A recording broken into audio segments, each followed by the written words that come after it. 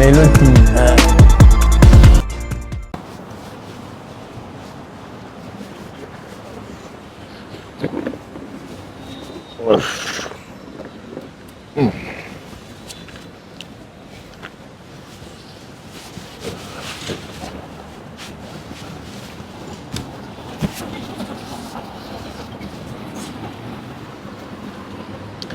Another one. Bienvenue na chaîne Nabino Melo TV. Melo TV est la chaîne Nabino Oyo. Et chez la Rabino ba vidéo nyo sozo sala buzz sur internet. En tout cas, avant to kota na vidéo na biso, na olingana pesa yo na no opportunité à soutenir biso. Na yebi ke sika nyo so sala ga ozala na lingana soutenir Melo po talaka prêtre. Vraiment na soutenir hier, c'est vraiment un gars bien, alobara bien, sala comme sala na bien. Vraiment soko lobara bongo za na posa ko soutenir biso. Abonne-toi, partagez, likez. Mais na souka ya vidéo ko kende kaka boyete. Tika la biso quand même moi commentaire. Yebisa biso comment tu as trouvé la vidéo. Et ça la biso bien et ça la biso esengo makasi. Ya ko mona ndenge bozali ko bunda bunda na ba commentaire wana ezo like sa biso ka ke non en tout cas. Ba mususu bayoki bien te ba mususu basali boye. Et ça la biso toujours moi esengo makasi. Mes chers amis, ça fait vraiment un bail. Là, nous avons posté les vidéos, il y a une analyse, il y a la chaîne Nabiso. Pourquoi? Parce que nous sommes vraiment en pleine promotion. Puis nous sommes en pleine promotion pour un concert à Firegola. Nous allons reporter mais annuler. Ils allons reporter mais annuler. Donc, comme ici, le 16 mai, nous avons un concert à Djobour. Et qu'on a vraiment concert oyo et qu'on tient bateau belé à l'aise et qu'on zongi sa susu na ndenge pena ya mboka oyo to kozala bena au moins na 13 ans to souffrir to rater rumba mais ba kozongi sa biso rumba les susu na mboka oyo. Alors moi na mai ozana palais ozo se poser la question concert eza reporté sikoyo biso na ndenge pena ya Djobour ba oto somba ki ba billet to kosala ndenge nini na ndenge pena Djobour biso oyo tosombaki ba billet mbongo na biso ekei bakotia ba billet lisusu jour nini ba billet wana tokofuta ngo lisusu ou tokosala ndenge nini. Alors mes chers amis, toye kopesa bonne nouvelle komi tungisa tende konanga Firegola c'est un véritable Congolais oya yebi pasi na biso oya vivra pasi na biso avant na niveau ya likolo ya sympathie. Firegola a réduit le prix à ba billet. Alors billet aux alaki 1000 et comme 500. Aux alaki 1500 et comme 1000. Aux alaki 2500 et comme 1500. Cadeau nino au roulinga sous zoa na année 2026. Ce que zali oyo Firegola pesiote. Alors bato belé na monde déjà bazolo ba te ba billet ba soldat yango non ba soldat ba billet te. Firegola aloki kaka moyen ni na ko se faire excuser et pas ya bandeko naye akoki ko se faire excuser na ba et pas ya ba meloman oyo balingaka ye et pas ya ba gaulois ba gladiator na ye oyo balingaka ye na Djobour awo ayoki parce que tolobaki ke ba prix wana leki cher. Est-ce que vous savez que ba prix oyo ba tiaki na mboka oyo ya ba billet na biso général il y a 1000 rand et ça là qui cher que les billets général à Paris. Il y a ANG Arena. Comment vous pouvez expliquer ça? Tout ça quand même en Afrique. Au côté billet licolo que les bateaux à Paris. Donc Firegola je pense que le binanso na quitté le bateau général et au sala moins cher. Na quitté le bateau nyoso et il y a fort possibilité que ça la deux dates.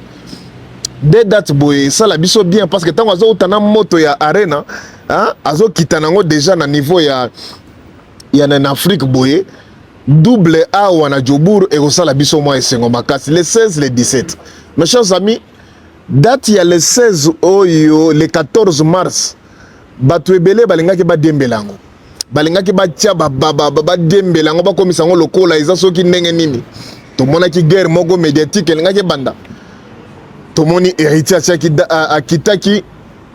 akitaki na mboka oyo asali ba déclaration ndenge nga na kiti bo concert e kozala te na yibino moko bolandaki yango mais biso oyo tozala mboka oyo biso nde tozali vraiment mieux disposé to pesa information concernant concert oyo nyesali bande onanga nyoso tosala ki bango musala oyo na pesi Consis TV na pesi Mbote Francis TV na pesi Mbote ya Maître Rela prêtre mokonzi mboka oyo na pesi mbota mbote belé maître Rela vraiment champion des champions maître Rela prêtre na Cape Town na pesi mbote pour na yebi que non tu as travaillé au four au moulin aussi na façon na yo na qui mettre partout zala qui tu ne cesses pas de faire des vidéos concernant ko inciter batuba ya concert oyo concert les alliés reporté mais non annulé.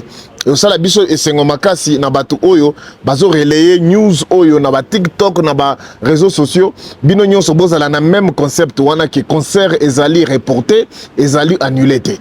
Les 16 mai tozali awa sold out et 17 mai ce qui est possible toki ko beta lisusu double wana. Et ça la biso bien pourquoi parce que dans le biso quand bien même que biso tosalaka ba mélomane tosa ba goloate parce que j'ai été aussi associé à l'événement Oyo pour tout ça la promotion. Alors on doit travailler à fond le col à Isaiah Bisso. Mes chers amis, date Oyo, il y a les 16. Batouatuninga Melo TV, pourquoi batiango les 16?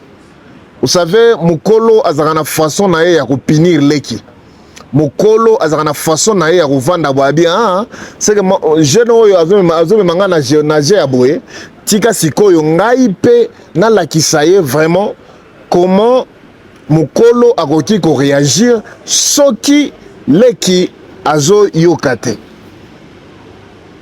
Faire ego la date ya les 16 ezali stratégique.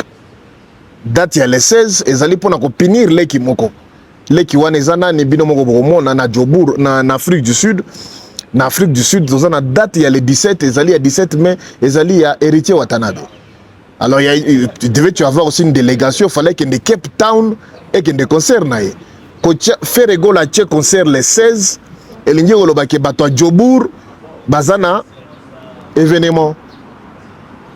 Les 17, où ils allaient, jour il y a concert, il y a faire, il y a jour il y a concert, il y a héritier à Cape Town.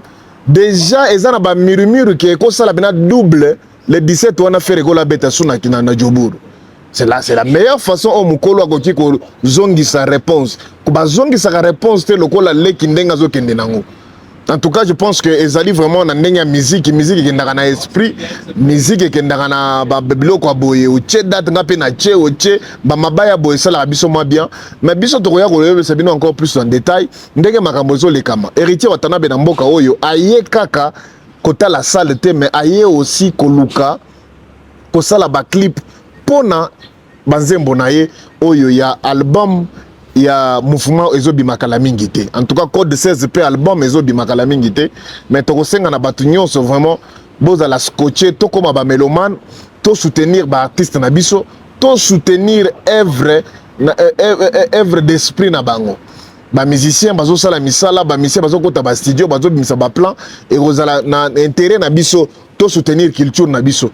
Et on a intérêt na biso to tcha bango poa babeta ba date na bango oyo ba yeko beta na bamboka nyonso bazali ezala na France kende concert ya Fally Ipupa na stade de France ezala bien to lingate ezala annulé to lingate deuxième date ezala annulé.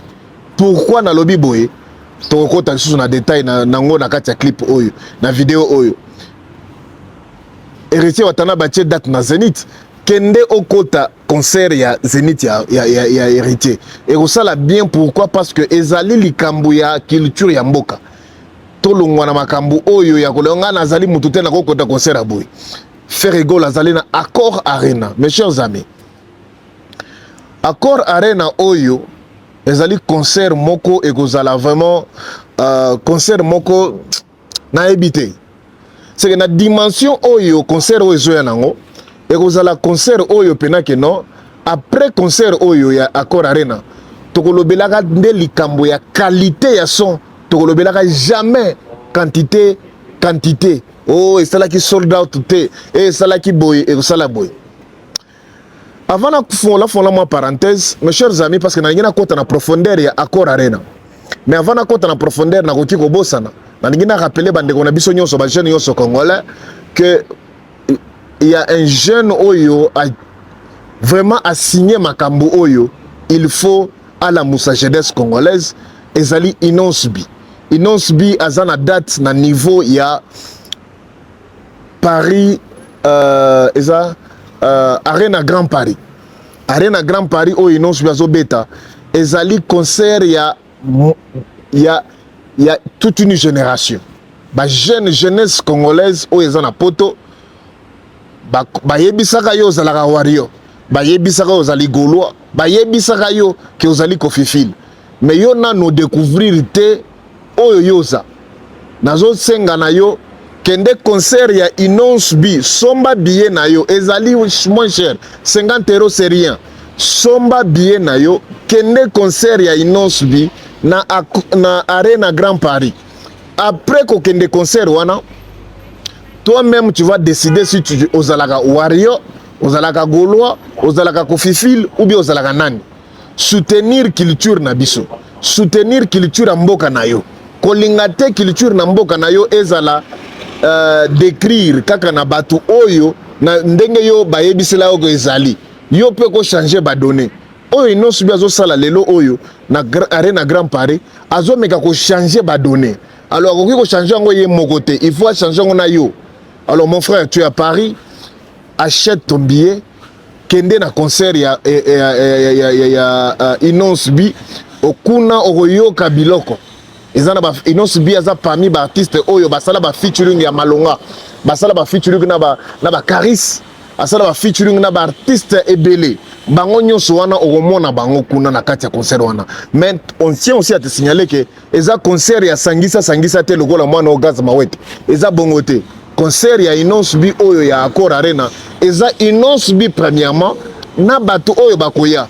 C'est pour cela atako tanga bakombo ba invité tozo linga kotanga ngote. Pourquoi? Parce que ezali Inonce B oyo fo oyoka ba Minama, oyoka ba African Girl, oyoka ba buchu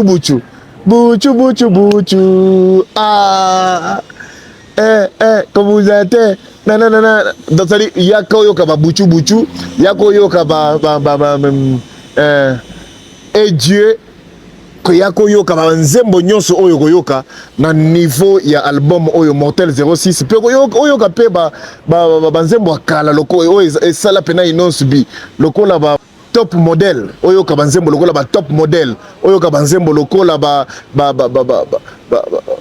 générique oyo et bouge pena Afrique na Congo Inonce B. En tout cas yango wana donc mes chers amis, merci beaucoup pour na bande na biso bazo soutenir Inonce B, bazo soutenir musique na biso.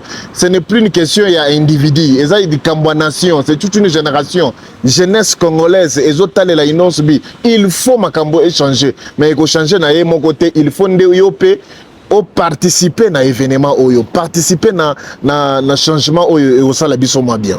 Alors mes chers amis, tozonga na makambo Accor Arena.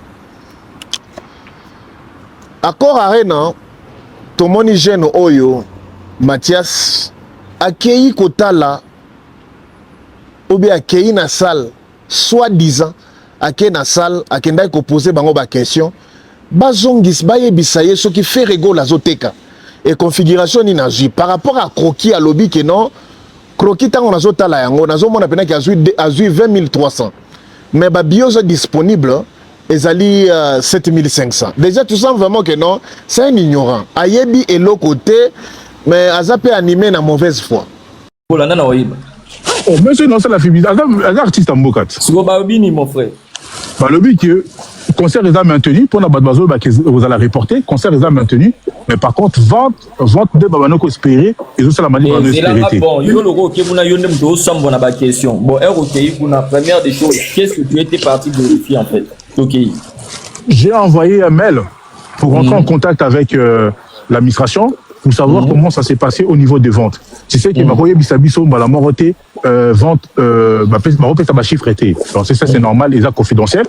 Par contre, je me suis déplacé sur place pour pouvoir voir comment ça avance. La salle technique, on a ça d'habitude, pour nous avoir chiffres, hein, et j'ai des réponses par rapport aux mêmes questions qu'on a posées à chaque fois qu'on a continué dans ma concert. Donc du coup, le concert est maintenu, donc le concert n'est pas annulé, le concert n'est pas reporté, le concert est maintenu, mais par contre, par rapport aux ventes, Babana il faut espérer plus, mais pour l'instant c'est pas ça. En gros, c'est un peu ça. Par rapport ils ont maintenu, bon, au niveau là, ça dit que des binomo bolo baraba forme en fait, et à ce qui forme salle complet ou configuration. À ce qui configuration combien, si tu nous dis comme ça. Non, j'ai pas eu la réponse par rapport à la configuration. Ils m'ont pas donné la configuration. Mais quand tu regardes les croquis, normalement, on voit que l'artiste a pris toute la configuration. Mais quand tu vois les ventes, on est aux alentours de 7500, 10 000. Mais je ne pense pas qu'il va faire 20K. Mais j'ai pas eu la réponse par rapport à la configuration. Attends, Mathias. Donc, artiste a vu ma place, on est d'accord. Oui, bien sûr. Sur le lobby que la configuration est 7500, c'est-à-dire qu'il y a croquis.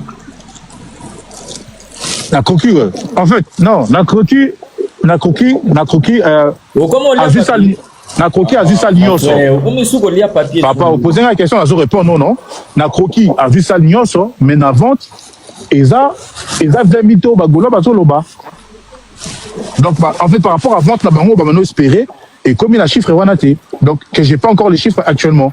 En fait, artiste, ça qui sale mobimba, mais n'a pas tekeli billet à réduire en la format. C'est que tu viens de dire. C'est ça, ouais. Pardon. Yango Jérémy Andrea, yo zo tuna ngaso na déranger mon frère. Ba bloquer ba commentaire notre natinda mère bloquer tao. Juste toi metti. Oui, mais coach, tu vas apprécier ma réponse, maintenant. Vous allez appeler la moi tendance, non? Comment? Nous apprécions ma réponse, nous a répondu à qui?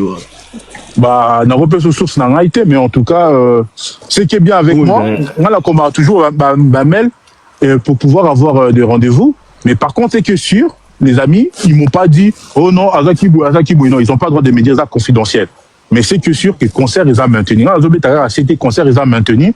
Ezali Bato Oyo, monsieur Gunther Alobara toujours, il faut que décourager, Ezali ko dénoncer et décourager. Ezali bien te. O ezali sur musique était mais comme moté mamabe. Pourquoi aux okende accord arena kotuna ba question oyo, il fallait que okende na stade de France pour la deuxième date. Ezo telengana kuna bozo beta demi Qatar olokende kuna otuna ba question ya Stade de France ndenge zo pola et comme une menace bakoki ko annuler yango deuxième date parce que le billet ne se vend pas. Fallait meki ko teka yango na TikTok ezo kendete. Fallait meki ko comme ça va to somba ba billet sur sombi na robwa kayo. Il a vendu sur TikTok mes chers amis. Et ça il est bien mais au lieu au kende au sala ba recherche kuna yo okei na accord arena pour tout na makambu ya fere. Pourquoi bino boza ba mito? Pourquoi bino boza lokola boza ba détracteur? Pourquoi le boza lokola ba obsédé à faire rigola? Est-ce que faire rigola ngozo sala bino mabe na niveau wana? Cheli bino bien. Likolo awa, Fali n'a jamais pris de place en haut là. Fali n'a jamais pris ça. Oh, bus sur la place, ça va 50 €. Bah, tu ko fongola, na ba jaune wana mususu. Fali n'a jamais joué là. Fali awa, balko ba tika la ko vanda ate. Ba yebi solo nango ko tuite ba fan na e. Ba yebi atandenge za raté. Bango basuka ka na espace ya mukia oyo. Oyo nyoso tupozo mona oyo. Et puis na awa eko kabulango VIP akati. Ba yebi ata sola likolo awa tendenge za raka. Ba likolo ba yebi en te. Ndenge ni za raka balko ya suka. Ba beta la configuration moi mukia. Mais tu vas voir ce gamin et tout ça banana. Bazo po cha munoko. Ba bien za te gamate. Ba bien. Bino bo. Bon mona déjà boyo kata solo ya balcon. Ya balcon na boyo kata solo ya balcon. Boye bi ndenge za raka. Bonsoir DG Mara. Parce que awa ezala ki bango bo rande bazo expliquer. Boyo yo kaka bino moro acha je apprendre bo partager nga épée. Ah bo kilenga bana te bo partager. Si tel piano va coucher l'unité, ba bêta. Bien. Parce que au niveau de toute la configuration faire yango aza la salle entière. Ana salle ya mobimba. Et yango ala bozo mona oyo na oyo bino bana bo betela ki eza kutu eloko mote. Et kokana ta mukete. Parce que la configuration na yeo abetela wana eza butu na moi. Bomoni awa oya ye ba place na tout azaki yango et puis likolo ba yebi kutu ndenge za raté ba gradin wana likolo ya suka balcon suka. Ba fani ne ba yebi ata solo na ngote. Il me fait rire souvent ces enfants là. Parce que ça rend fort en amour na bango au billet boué. Bango mo stade de France et vandi awa bana tala. Bobé la gouvernement et à côté sur maboko pour na bolo la tanda ba billet wana et kangama depuis kangama awa ça fait combien de temps yem ta sur ba billet so peine espace il y a 2 mois quand même batora fa ba somba ba comme tata na katikati Enfin, qui va commenter la Katikati. Pour le moment, jusqu'à présent, il n'y a rien. Il n'y a rien qui bouge. Pour vous montrer qu'il y a toujours des matchs dans les matchs qu'on a. Et toujours, Kosa les cas, na Kosa les cas. Tellement, Tolina.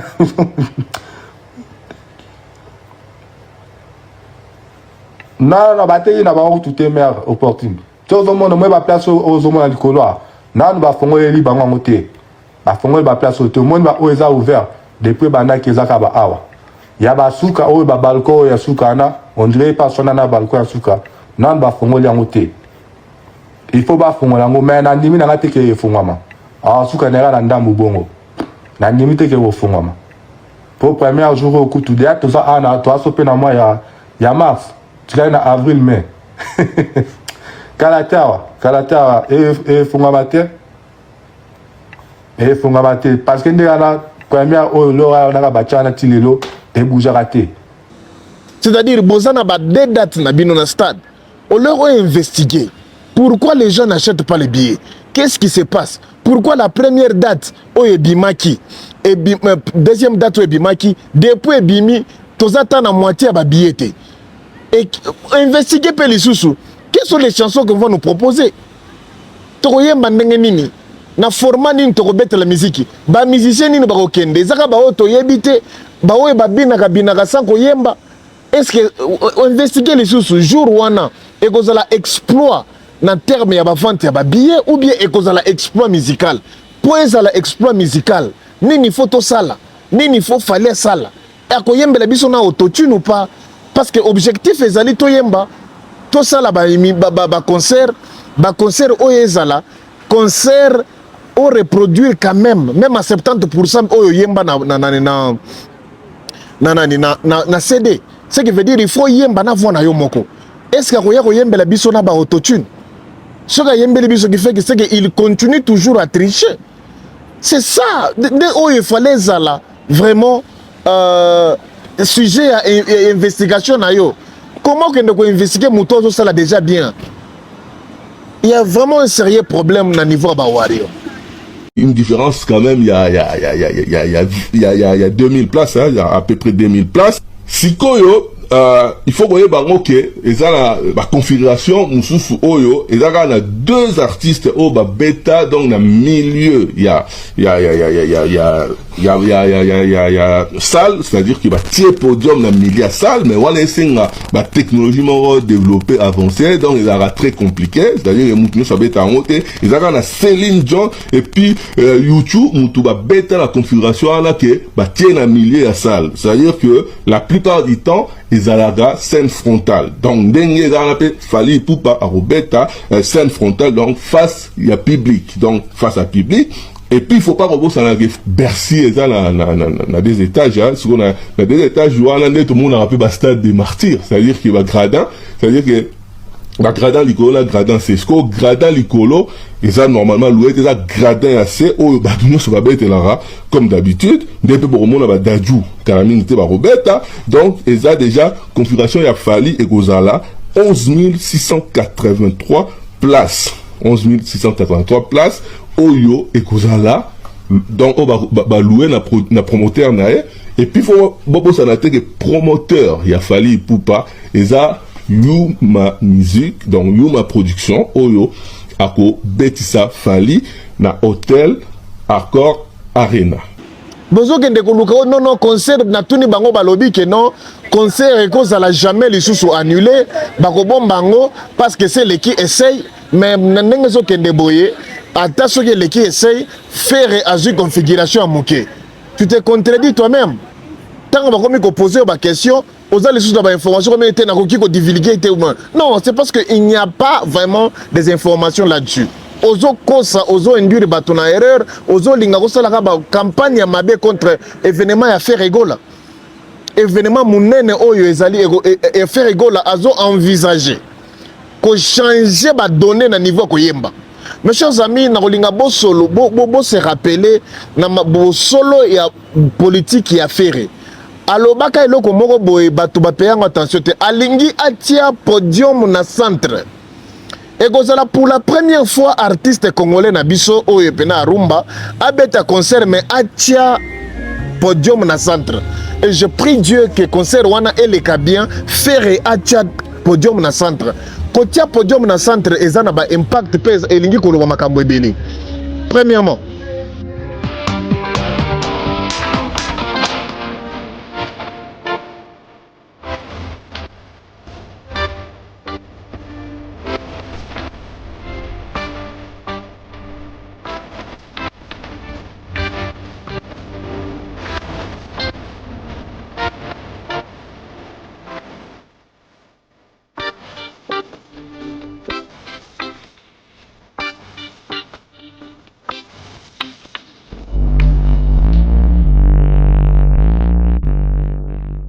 artiste alingi yo oya concert, yo okotala na niveau ya streaming, yo okotala yango na niveau ya palais ba makambo nyonso ba ozana palais ozana kati ya concert, ozala na misu focus kaka na événement parce que alingi ayemba. Deuxièmement, alingi transparence. Kotia podium na niveau ya centre, c'est-à-dire na milieu ya Accor Arena, elingi koyebisa yo kaka non, même si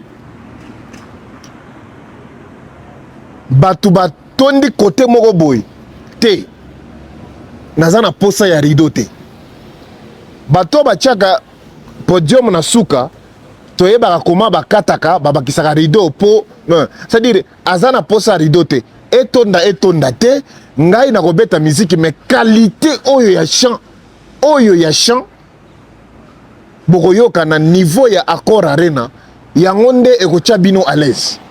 Mes chers amis, bofongola misu faire gola ça répondra ba détracteur oyo bazolo baleka ma configuration depuis kala ata soki azwi ya 7000 mais objectif etikali moko na kotia podium na niveau ya centre batu ya millier ya salle poke na yemba, c'est-à-dire ina oyo tango roya azo beta ba symphonie ba nini biloko na bango wana ba kidar na kati ya salle wana faire gola alingi te bazala na ba coin alingi podium peneza la pena ndenge za ndenge mona kango boye wana ina batondi faire gola na centre azo yemba na niveau moko pena ke non yo moko yoki bobino no te oyo faire te na yoka faire mais oyo niveau a faire te tozo zela boya koloba ke non eyembeli oyo eza yo eyembeli ya autotune nde to ko rappeler bino ke non en tout cas alobaka azala Jésus de nuance. Il y a de la musique congolaise. Il y a de la musique congolaise. Il y a de la musique congolaise. Ce qui veut dire que nakoya koyemba na sepelisa yo ndenge yo lingaka ngo. Nakoya koyemba na betelo musique oko sepela oko yoka oko bima kuna satisfait. Yango wana faire gola azo tchela concert oyo podium na millier. Mes chers amis, ezali très important.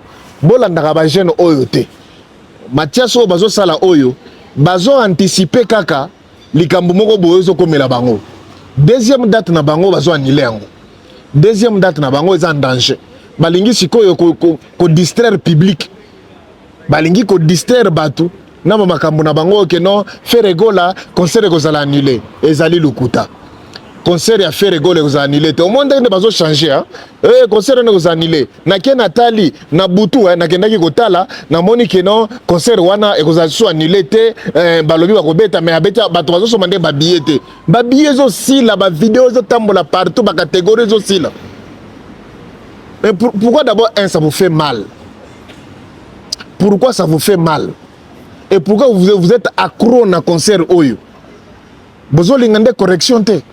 Concert oyo go beta e gozala live e gozala pe enregistré. Donc c'est ndenge bozo mona live ndenge bozo pe CD. Bozo ngo pe na YouTube. Donc bozela bozo na posa te bozo la ba campagne mabe. Mes chers amis, na posa ozamula ite na kolingana kota na sujet na biso. Kofi Olomide na niveau ya bosolo na politique. Arangezo pesa makoreka moto ya Kosovo pasi ya muye digo ngala tuna mama urugwaga bato tolinga kaminye un jour bayaka kota biso likula na motima bazoka te so akoti anesthésie souffrance ya l'amour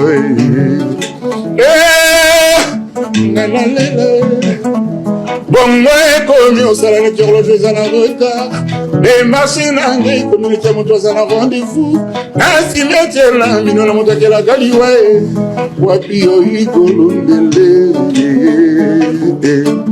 ngala tuna ezaka otekeleka soki kolomane bakuna biso okitoleli bango bakoyela biso mosoir pourtant les jours bapesaka biso mokongo bayini biso ndenge yudai na arabo souffrance ya l'amour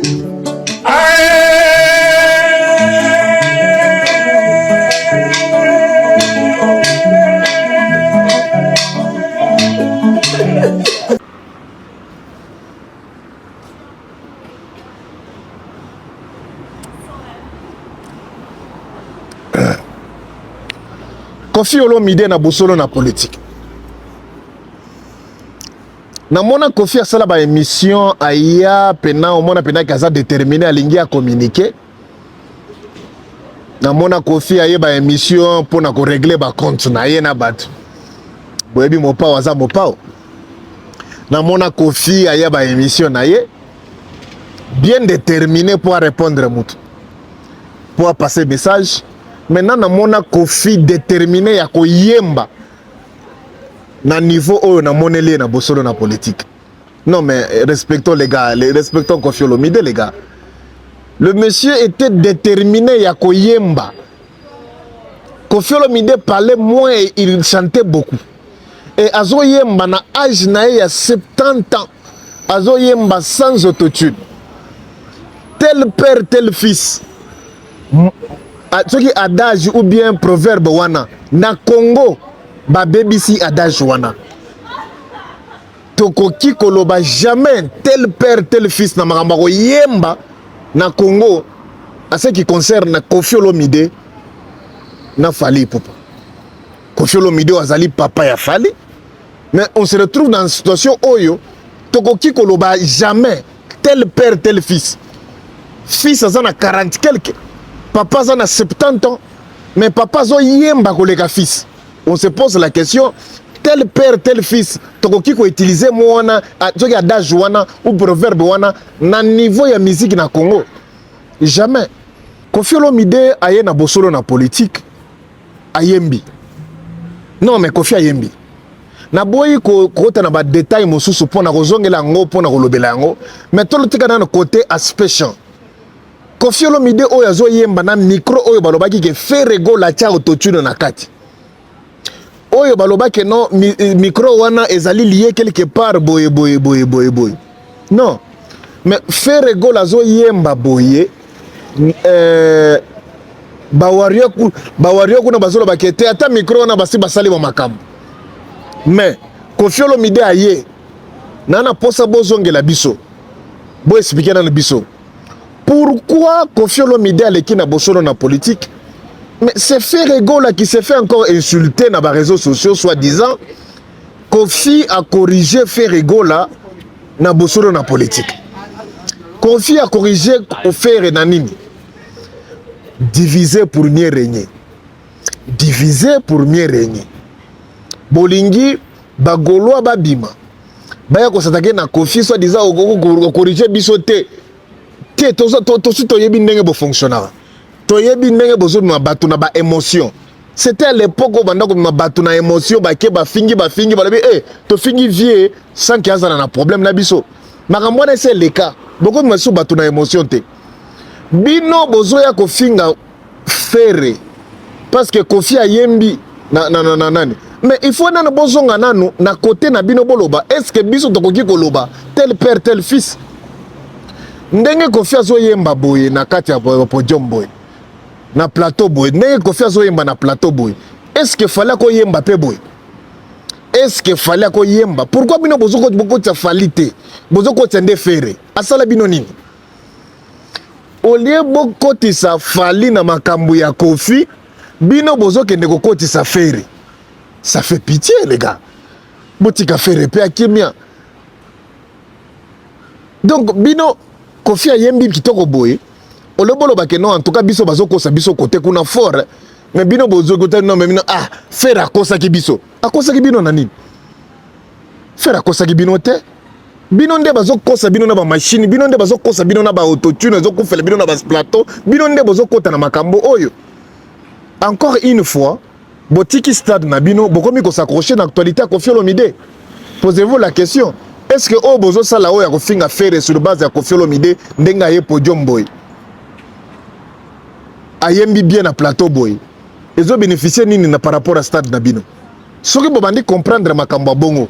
Nde boko comprendre sikoyo o nazo ebisa bino ke non bino boko zale pourquoi Fally Ipupa a deuxième date ko zala annuler parce que première date oyebi que ezali déjà sold out mais deuxième date oyo ya bino ezo leka sikoyo et comme oyo comme kindogi pendant tout ce temps ezo si la raté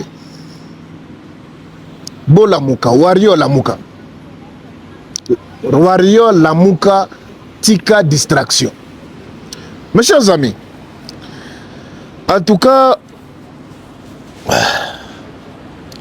na solan likambuya Charlie Prince. Et tenir que Charlie Prince avait placé aussi un mot sur place dans sa défense pour un concert one. Tu sais qu'il y a d'autres concerts aussi. Comment? Tu sais qu'il y a d'autres concerts aussi. Quels sont ces concerts? Il y a les Patrick qui va jouer. Moi je parle de l'événement international, madame. Moi je parle de l'événement international. Mais c'est international. Non, non, international. Moi je parle de l'événement international. Non, madame. Moi je parle de l'événement international. Ça veut dire que quand tu poses la question même aux Français des souches concernant ces concerts qui aura lieu le 2 et le 3 mai au Stade de France, un Français te dira oui, je sais que Fally Ipupa va jouer. Mais il y a aussi cet événement-là. Il y a aussi Roi Baudouin de notre vieux le Quadracoraman. Hein? Alors là, il y a à boire et à manger. Si tu veux que je parle de ça, je parlerai, mais ça ne sera pas. C'est un événement international. Non, déjà, l'éveil, il doit arrêter de s'aventurer un peu. Franchement, on en a marre. S'aventurer, Daniel. Non. Frère, comment on t'a dit que la ridicule tient à niveau de commune en Ouvre? Ah, c'est souligné. Naïb Saoud. C'est toujours lui qui vient nous dire des choses qui ne se réalisent pas. À moi, il faut avoir honte. Comment il va atterrir? Avec des mensonges, avec des bêtises? Non, avec des triches. Il a menti en quoi? En quoi? Le monsieur nous avait dit qu'il allait faire You Arena. Après, il dit non, ce n'est pas annulé, c'est reporté. À quand la date de You Arena? Après, il vient, il nous dit qu'il va faire Hippodrome. Après, non, ce n'est plus annulé, c'est reporté. Mais les concerts qui ont été reportés, pourquoi ils ne donnent pas d'abord la date? Pourquoi ils ne donnent pas d'abord les dates de ces concerts-là? You Arena et Hippodrome. Il ne fait pas, il apparaît avec Roi Baudouin. Tout ça, c'est parce que le vieux savait. Et après le Stade de France, Fally pourrait peut-être envisager faire... C'est un projet. Charlie Prince, Razana Poto, comme vous le savez, ce qui ressemble, s'assemble. Marc Tabu Oyo Azali, Binomoro Boyebi Ndeng Azali, Nini Oyo la kisabisote na monde média, qui Azali médiocre. Tomona makambo Marc Tabu asalela biso ya nyonso. Le seul artiste Oyo ba gifla, ba beta et pas ba musicien. Kofi Olomide beta ye, tomona nyonso Oyo tfale tomona. Mais lelo tomoni siko dio ya Charlie Prince na Marc Tabu. Marc Tabu, Kofi Olomide azande mona tabula ite. Kofi Olomide azande mona tabula ite. Mais respect pas tabula. Te to solo là. To solo maman Marc Tabu ebi. Tout qui est dans le bon te cordon, eux internet. Cordon, eux internet, vous savez pas toi qu'on appelle via moto. Te mouton oya, faut pas se faire que bazande est morté. Qu'on fait zande morté na vie. Na moni ko fait le midi. Na vie sociale ne mutafana na ninga makamutu. Bande morté na papa bata ya papa tabulai. Bande morté ko fait la tamula vie na bien. Pour moi na ngoni bien ndé. Tabulai ya zombi ya bien la négligée. Mais Kofi Olomide a signé des cœurs à Noré. Bande monté. Bande monté. Au même que nous sommes tous. Pour moi, que Bazande est morté.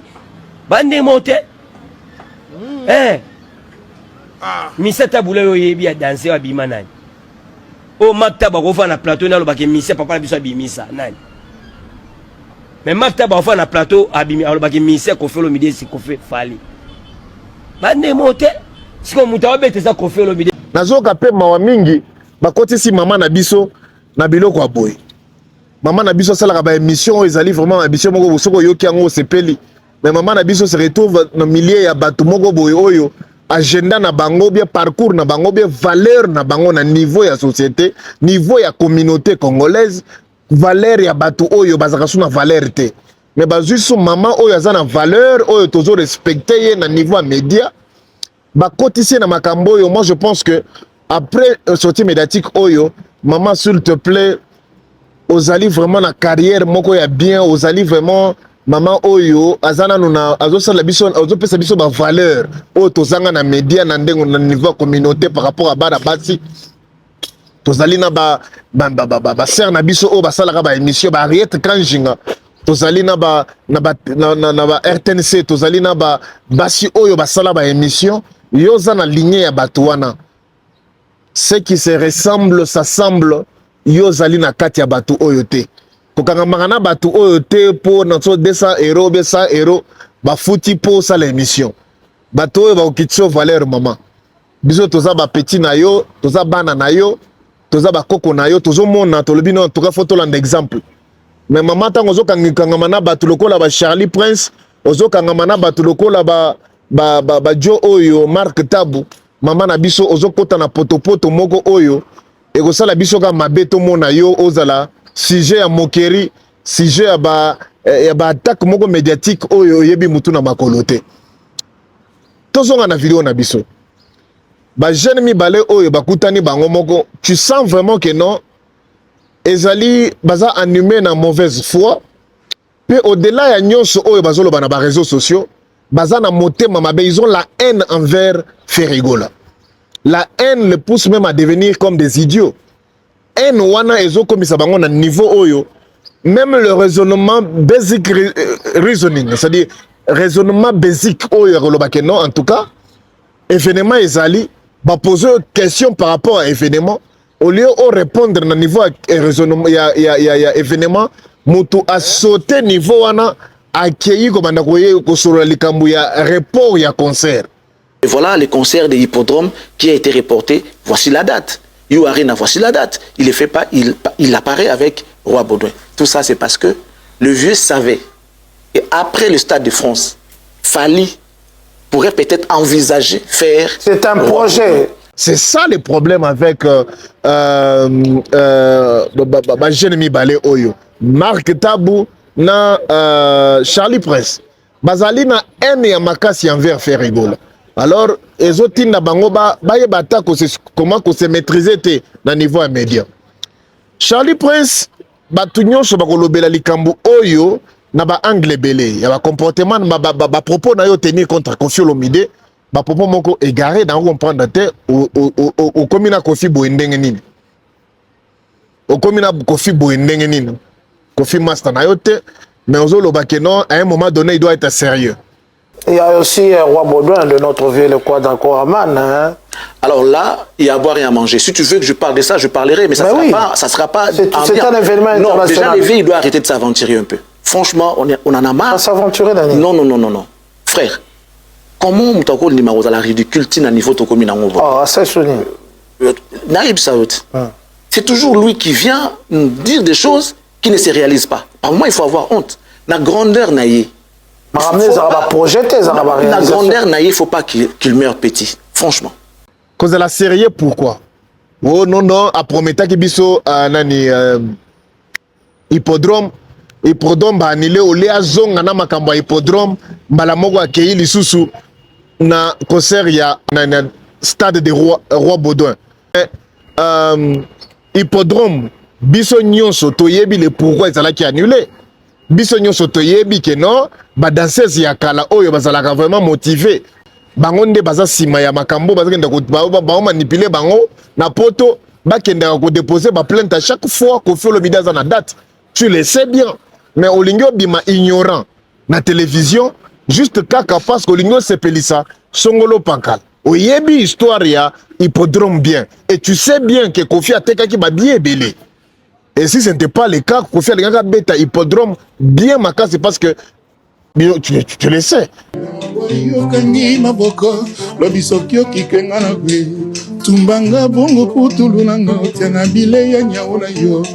Le 12 janvier na stade Roi Baudouin boya boya boya ebele JDM il faut zala vivre vivre naturellement. Il faut bozala bino nyoso tuba mama tout faut bozala petit nanga na chakozanga te bino tuba mère na ninga bino bozala wana ngawa yokangi maboko lobisoki okikenga na we tumbanga bongo putulu nanga otena bile ya nyaona yo nakomo vivre okai na ye okomo linganga à travers ye nakomo yoka mongongo na yo chaque fois okozobenga ye nyau nyau sipo jazz Kenya misaya kenaya minu aza wapi ye King Kong wapi yo hey!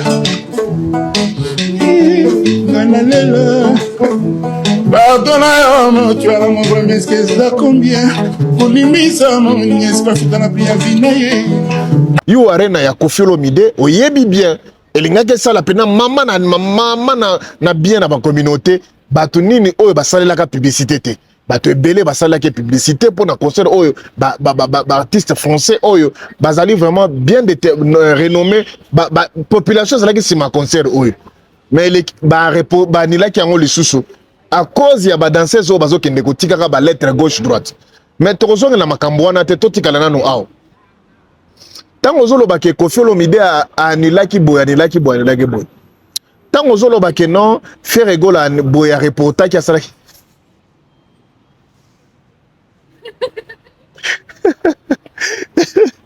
tango zoloba ke non concert oyo ezalaki reporté boy. Pose-toi aussi la question, mon cher ami. Fally Ipupa a sali report ya tournée mobimba américaine. Fally a sali reporté annulé kutu tournée mobimba américaine, annulé tournée mobimba canadienne. Est-ce que bossi bozongela biso na ba explication sur base de ça? Est-ce que solo bana Fally qu'à un moment donné soyons sérieux? Ou bien au banda koyebisa mutu wana ba makambozo lo ba oyo kaka na Koffi Olomide? À un moment donné soyons sérieux. Koffi azala sérieux parce qu'il y a cette date, il y a double, il y a stade Roi Baudouin. Mais si quoi tournée américaine na bino oyo bozalaka annulé. Fallait atia ba date c'est après wanate. Fallait zo beta double stade de stade de France te. Pourquoi tant y a tchaki ba double stade de France wanate yo sala émission te webisana à un moment donné soyons sérieux. Ozomona ke apport na bino ndenge botikali boye bino ndenge bovande na plateau wana à part maman na biso respect ozomona pena ke bino boza ba semer de troubles na média na biso boza na valeur te bozali vraiment na communauté kutu tokoki koyoka bino te ezali bozali soni na communauté na marque tabo azo peso ba question o ayebi ke non yo ko diminuer mutu tel mais azo peso ba question pour kaka o continuer na enfoncer. Parlons des questions. Il y a ma question on va poser Charlie Prince na niveau abekide. Mes chers amis, c'est lelo oyo to conclure na eloko moko. Eloko to conclure na ngo ezali que Charlie Prince a kosaki population congolaise. Charlie Prince a kosaki communauté que tango babetaka na Kinshasa mutu o abetaka liko finalisu ezali Jeep Bilanga Makofi ya fait rigola. Ce qui veut dire soki Bilanga nde abetaki indirectement il accusait fait rigola. Tolobaki, on a dit ça ici dans nos émissions, on a dit que non ezalaki mensonge. C'était des mensonges.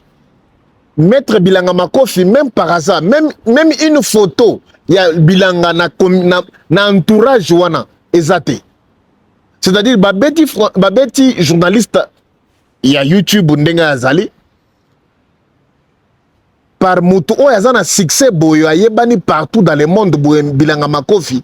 Aucune personne a filmé partie oyo Bilanga zo betaye. Mais tozana vidéo mobimba ya ndenge bazo beta ba continuer kobeta journaliste Charlie Princess bazo beta ye ba continuer kobeta tout ça na vidéo mais tango bitumbe bandi tout ça na vidéo te même une photo ou bien une vidéo il y a bilanga même dans les parages même na mutu kazo kende tout ça na ngote c'est qu'on avait dit que ezalaki mensonge. Maintenant la question qui a été posée à Charlie Prince ndenge a murmuré ndenge a beti munoko ndenge a boyi ko répondre ango ça prouve maintenant aujourd'hui je prouve maintenant à suffisance que faire Gola azali innocent na artiste na sécurité na ye bilanga makofi bazali ba innocent na makambo oyo ezalaki campagne ezalaki eloko moko bien orchestré et pas ya Charlie Prince parce que na kolingana expliquer yo Charlie Prince a fingin moyen nyonso a utiliser moyen nyonso oyo akoki ko utiliser.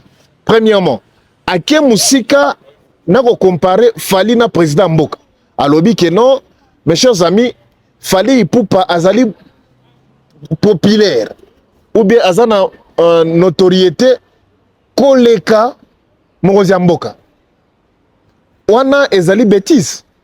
Normalement il fallait qu'il va interpeller mais ba interpeller qui était ce qui fait que abanda ki kolinga bakanga ye ezala médiatiser comme ça tango bakotika ye comme ou bien vu que azalaki na visa alingaki utiliser moment wana ya vidéo wana pour akende na poto akende kosenga mukanda wana ezali ya liboso wana makambo mboka mokonzi ya mboka mais malchance pour na ye bakaka qui était ba interpeller qui est pété et l'équipe boy il a tout raté aye ko sala émission deuxième émission abandi ko finga faire il est bourrique buna mo boye be émission na bourrique émission artiste moko ya pambala moye boy a fingi faire ndenge bakoki ko finga a fingi faire ma finga oyo ataleki na ye moko propre akoki ko finga yete ndenga finga faire na émission bino moko botala émission wana azali bourrique artiste amuke oyo bazolo belwana eza artiste munene légende na mboka na biso lokola faire gol Charlie Prince afinga ye bongo idée na sima ezalaki faire amemaye na justice comme ça encore une fois a utilisé parti wana amemiango na poto na je suis combattu dans mon propre pays on me veut du mal alors mbala moko bapesi mukanda faire Gola ndenge na lobi malchance pour na ye encore une fois faire Gola apporta que plainte te le monsieur se dit nazana malchance ou quoi. Alors qu'est-ce qui s'est passé?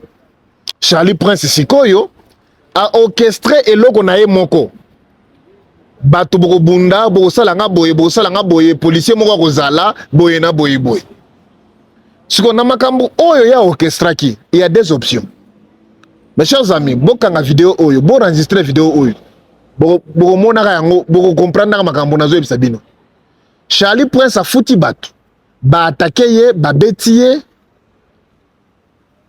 Na bato balobaki afinga ka faire.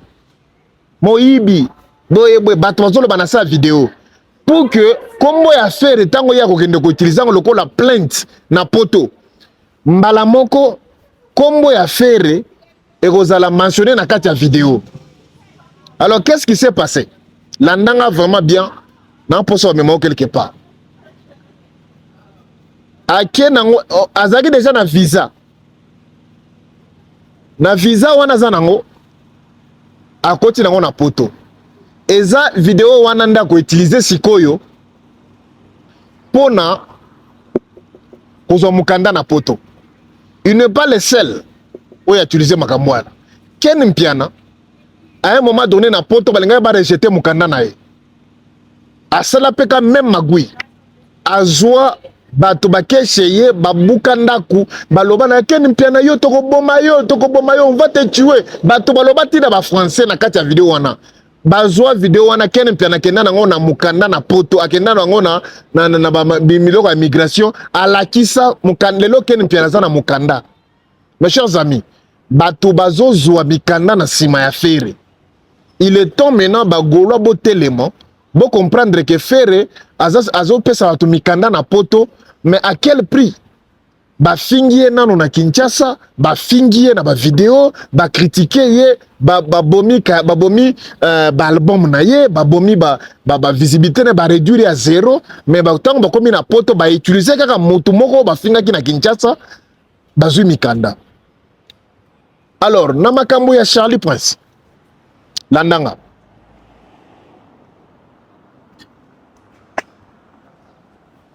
Oza cappuccino. Oza café. Nalalaki bien te. Dalona pour sa café pour nazala.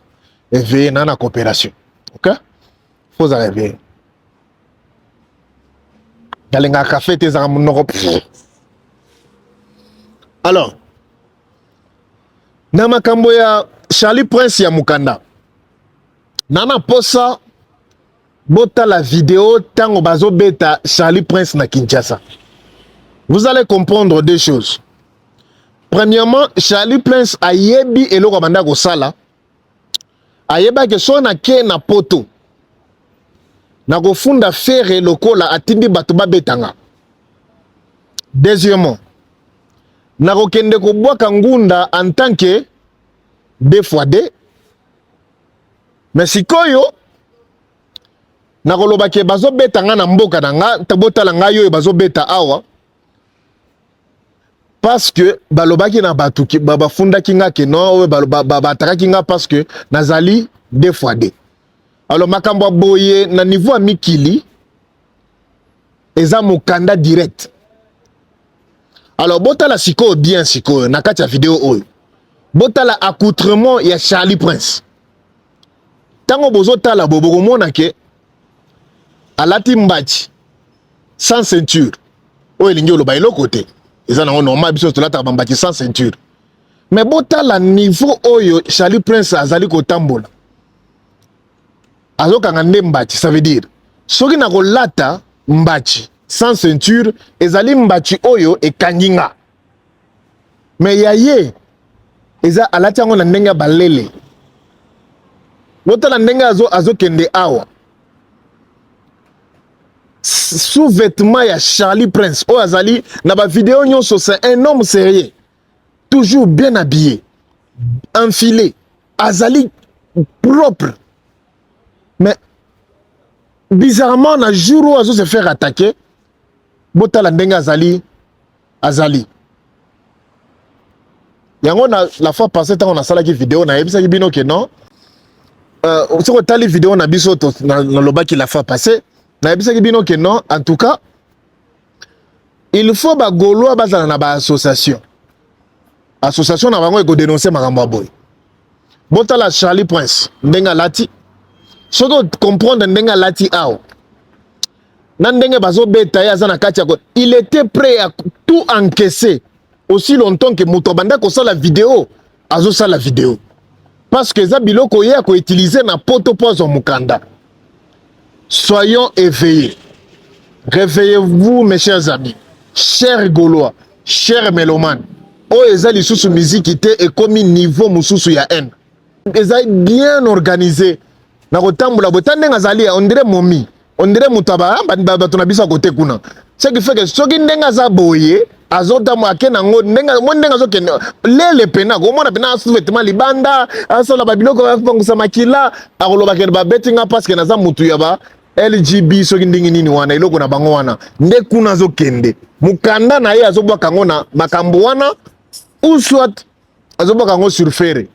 Eza des options. Ferre ou bien abwaki ngo na makambo oyo. Mais na kati ya makambo pe kombo ka Ferre zo mentionné, eza mentionné na kati ao. Donc mes chers amis, bo fungola miso.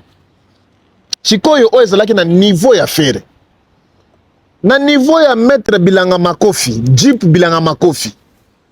Na yebi ke tu te dis non ngai ndenge makambo eza boye ata batangi kombo na nga nga nazalaki te basa na preuve na nga te nga zaki na nga na palais etali nga te mwana wana zoluka ba buzz makambo na ye.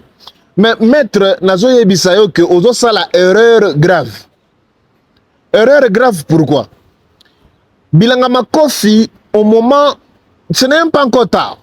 Il faut au Bima porter plainte Charlie Prince. Pourquoi? Et quand apparaître le logo bien, c'est bien, tu n'étais pas là, il n'y a pas de preuve, tu es sain sauf, donc t'en fais pas. Et ça apparaître bongo, c'est bien. Mais on a signalé déjà que tôt ou tard, Bilanga Makofi, vu que tu as été cité dans ma cambouille affaire, soit disant que non, yo, au bêta qui Charlie Prince, mais au décidé au tika la kimia, au lobate, sachez-le que au fout yango d'une manière ou d'une autre.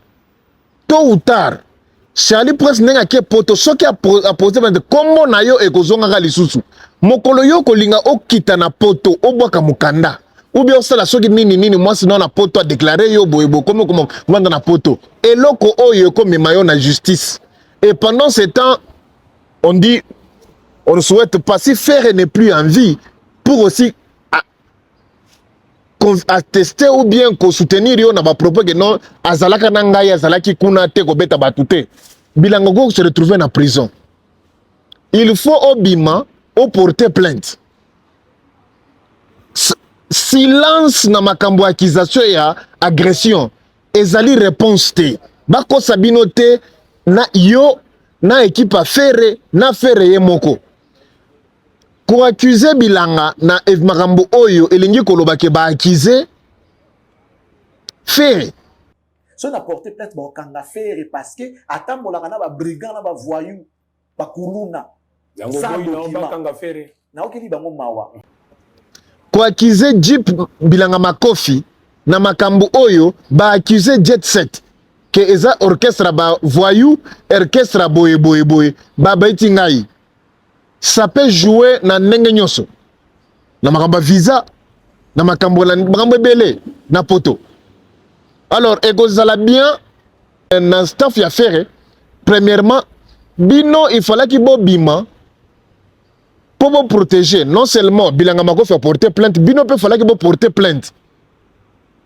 Ya koloba ke tolingi to mona vidéo ou bien asala excuse publique. Que soga denga kize bino na poto. Bino pe bozana support moko boya koloba ke non, quel que soit retour tokozwaka yango na ndenge moko boye na poto. Support public oya Charlie Prince alo s'excuser public. Tokoloba ke alobi bongo me ye oyo azo s'excuser na public pona makambo sala boye. Bota la rencontre ya Charlie Prince na Jacqueline Dala. Il confirme ya koloba ke non tokoki kende nango na négociation bientôt to négocier. C'est-à-dire à saler mission après pour koloba ke aza prêt à négocier na bino. To s'excuser, to laver baba linge sale, to s'excuser, attendre à cause to s'excuser. Azo confirmer yango ke bino botinda bato ba betaye. Mon agresseur, ce n'est pas quelqu'un de loin. Non, moi, je ne parle même de ton agresseur. De ton agresseur. Ici, moi, je parle de Ferré Gola comme artiste musicien, un peu de notre génération. N'est-ce pas de faire à Kembi. Il y a tout ça, tout la sonité. N'est faire à Kembi, Tony, comme on a été le lot, à Robert Alelo, Naba, Koarena, et sa fierté n'a yo pour y venir, n'a et fierté en allo. Donc on dit matin a échoué. Donc tout ce qui a ça la promotion calmement, il y a on a aussi tout intérêt à de guerre. Mais ce qui mouto to yebi kaza membre ya mouvement a lever cette option pour s'attaquer na yo. Même mouto attaque on menace qui on. Pour la fois que la justice, pour ngai. Moi j'ai pas besoin d'ailleurs. Et pourtant, yende organiser makambo yo na ndenge ya kuzu na batu na ye ba betaye po zo support na ndenge sa finga Ferré soka atachango na makambo Ferré. Tout le monde va le croire. Batinyo se pas croire ye. Pourquoi? Parce que à ça finga Ferré maintes fois a contacté na makambo famille, a finga maman a Ferré, a finga bana a Ferré que ba aucun enfant a Ferré azana diplôme, a finga makambo belé que ce qui le lo ba beti pas batu. Ya lobi que bato ba betinga baza batu ya Ferré. Mutunyo se ko croire yango. C'est pour cela lobi Jeep bilanganda betinga.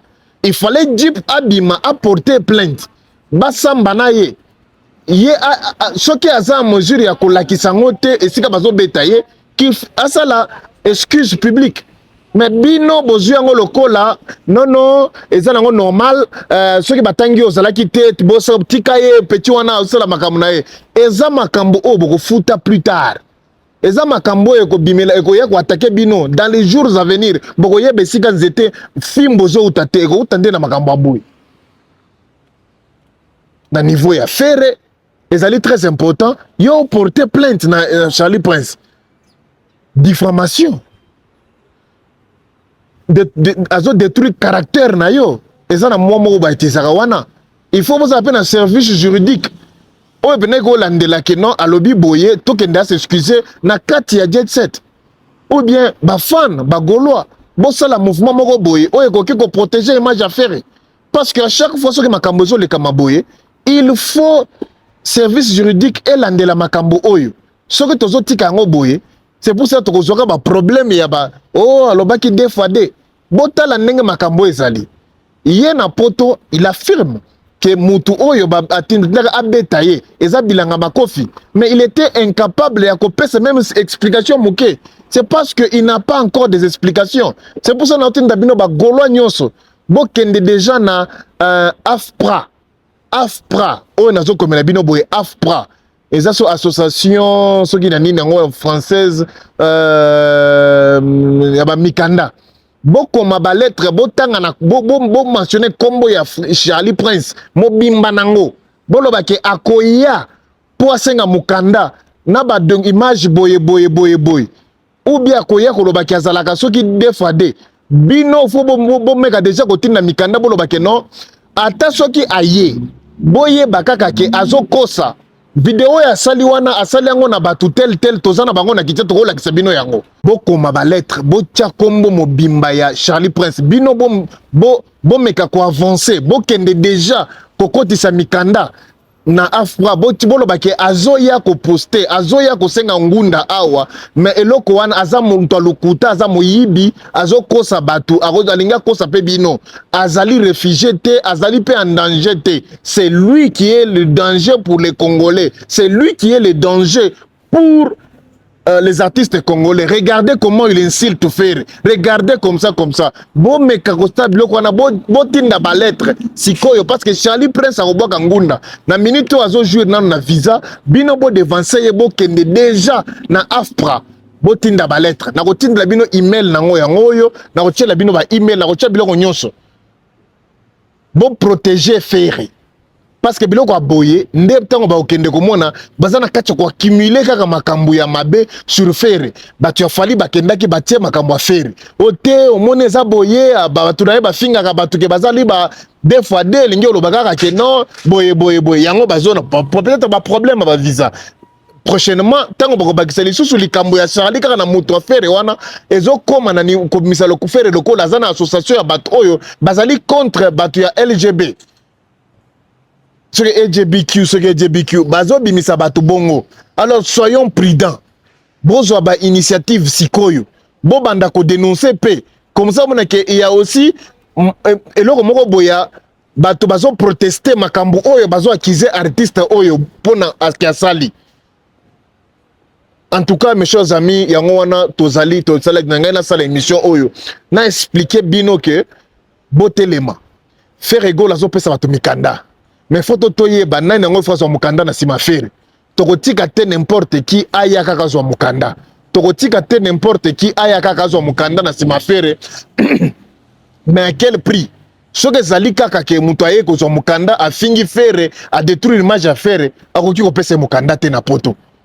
Comment ko sala ngo il faut bo dénoncer et décourager ko dénoncer ça ko koma ba lettre pe bo tindi mbala moko na AFPRA ndenge na zo sola ka ko tali boy o komi soki bolingi tokoki ko de rédiger lettre moko boy ensemble oyo ko mona bientôt tie ba détail nyonso na kombo mbimba ya Charlie Prince au moins que soka ke na poto akei ko changer kombo. Mais ce qui a changé combo ta utilisé combo nae à chaque fois bako tia combo nae na système que bazo saisir yango mbala moko elonge bimi e bimi abino combo nae bimi no basi balobi ke oya kokosa awa nini yango ba me ko sala enquête approfondie pour na toyeba ke non muto azolo ba vérité ou pas.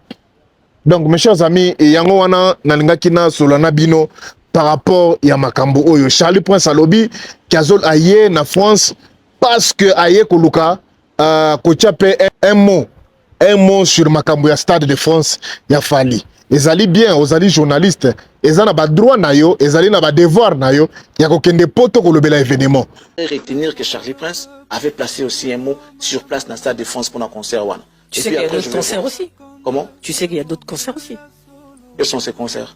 Il y a les Patrick qui va jouer. Moi je parle de l'événement international, madame. Moi je parle de l'événement international. Mais c'est international. Non, Moi je parle de l'événement international. Non, madame. Mais oye kamusinga zeke batuni makambo ya Accor Arena. Ya lobby que non, ezali makambo oyo, ya zolobela makambo ezali international. Alors on se pose la question. Fali tango betaka Accor Arena. Ezalaki makambo international ou pas? Ou bien makambo ko maka international, ceux qui fala zo sala yango, ceux qui bamusu bazo sala yango et comme elongwe na niveau international et comme local. Local les a par rapport à quoi? Ezali par rapport ya ndenge lobby ceux qui batuni na sushi ya suka na France ba yebi événement ya Fali. Sushi ya suka na France ba yebi événement ya Fali. Fala betaki na Toulouse, fala betaki na Lille, fala betaki na ba province. Mpiaka o ezalaki kuna. Sushi nyonso yebaki makambo ya Fali. Combien de mindele to mona ki na ba concert ya Fali o abete mpiaka na poto. Ce qui veut dire sushi o ezolo bawana ezo uta awa na mutu na yo. Tu penses que Fali ipupa soka ça l'événement na poto sushi nyonso ya ba français eyebi événement ya Fali. Mais soki eyebi mais il faut ezala pe à mesure ya ko ya concert. Comment ça fait-il que Fali pour pas bêter ba concert nyonso abeta qui avant Stade de France tout le monde et même 1% ya ba mindele bazala kité ezalaki a communauté africaine ndeo ezalaki ba ivoirien ba gabonais ba tanzanien ba malien nde batondaki kuna sikoyo sushi ya ba français oyo ya ba mindele oyo ba yebi makambo ya Fali sushi ya mindele oyo ba yebi makambo ya Fali na ba province bango balandela ngo na YouTube bango bayaka te na ba concert. C'est là où nous allons, on vous dit toujours, arrêtez makambo oyo, ya ko désinformer ba Congolais. C'est pour cela que nous vous dit, arrêtez avec vos manipulations. Oh, eza manipulation. Vous allez na droit na yo kende poto, mais ne manipule pas les gens. L'opinion publique ne peut pas être manipulée. Oh non, non, il y a fait ezali makambo local, ezali biloko moko boye, to kolobela ngo to kiti Congo. Pas de problème. Mais faire oyo yo solo ba ki azali makambo Congo ana. Azaki na France 24. Bayambaki parce que ça makambo Congo. Bayambaki parce que ça makambo Congo na France 24 oyo a convaincre le monde entier. Na champ. Tant on fallait que ndai kuna convaincre batu sur quoi, sur base de quoi? Elle attaque bien dans le charisme, dans le tokos. Non. À un moment donné, à ta bolingi était. Bosangani association ya ba malfaiteur na plateau. Nyon soana bo diminuer faire. Bo diminuer événement à faire. Binomi balé boko jamais ko détruire événement à faire.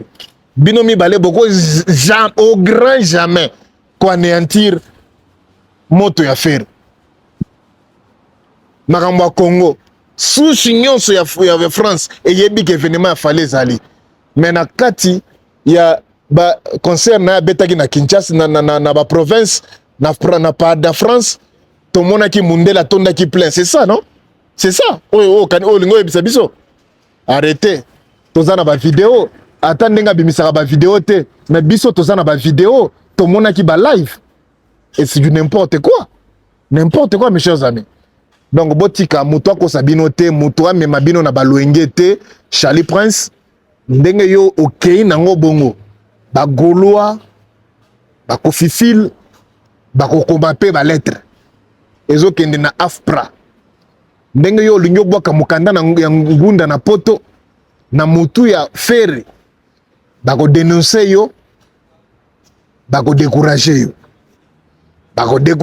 yo pe ba ko dénoncer yo bako refoulé yo na Kinshasa.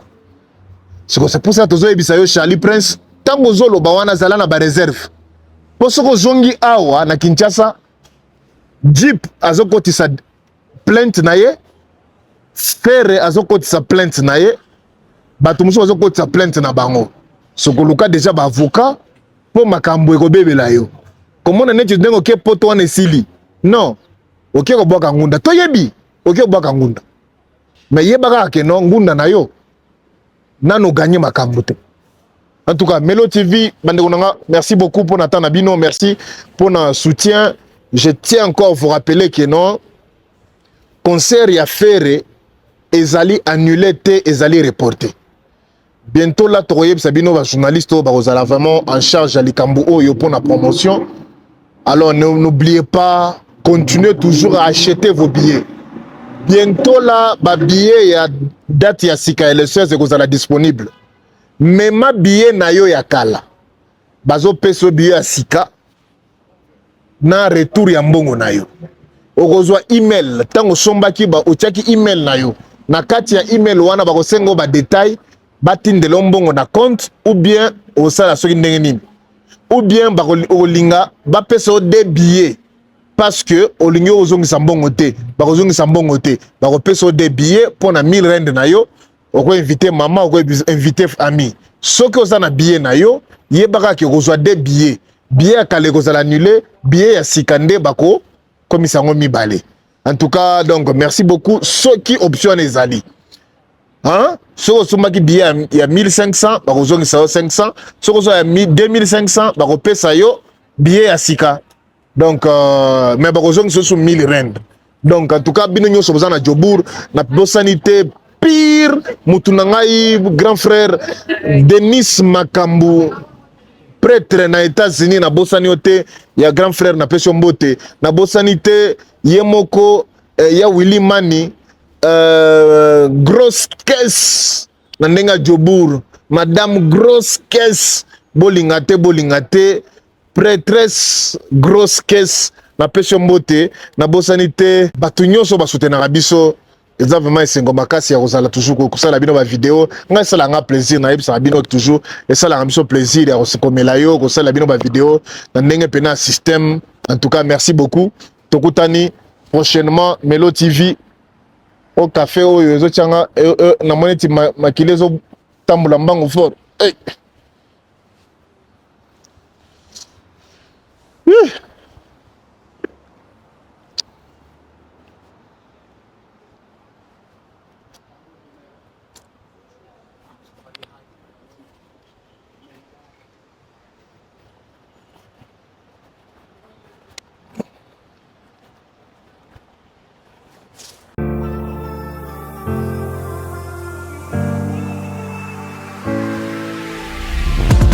Au-delà na YouTube na Melo TV. Au-delà na YouTube na Melo TV. Melo TV. On va tout balanda, tu vas dans YouTube. Yedom. OK. Aoli qui s'allie comme Melo TV.